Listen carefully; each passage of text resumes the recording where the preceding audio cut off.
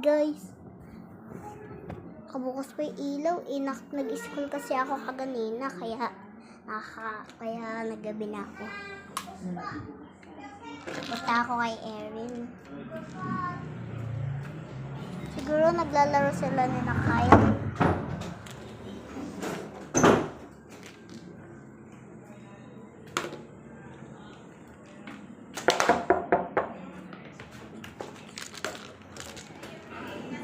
Hi, Erin! Pwede ba ako mag-overnight na dito? Sige!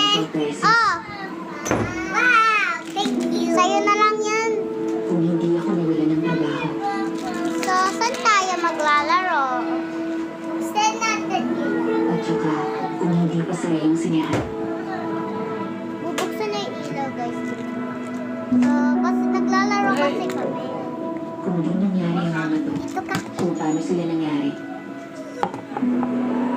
So, guys, ito nga pala yung LOL. Excuse me. Excuse me. Hanggang dito na lang. So, bubuksan na namin siya, guys. Kasi mag-search siya.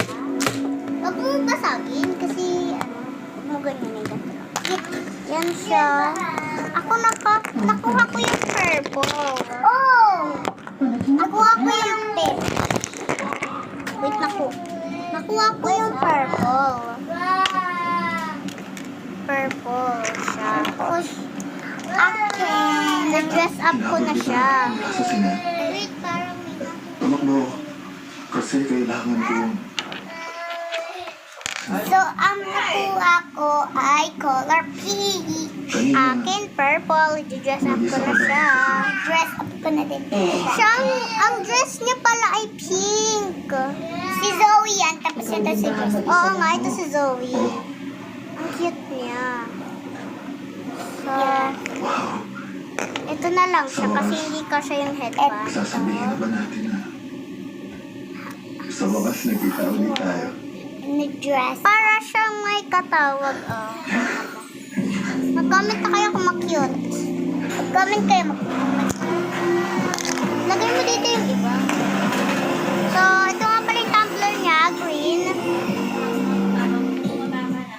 Tumbler niya. Pwede na hawakan ko. Ang cute niya. Ligpitin mo yan, Erin. Ligpitin mo.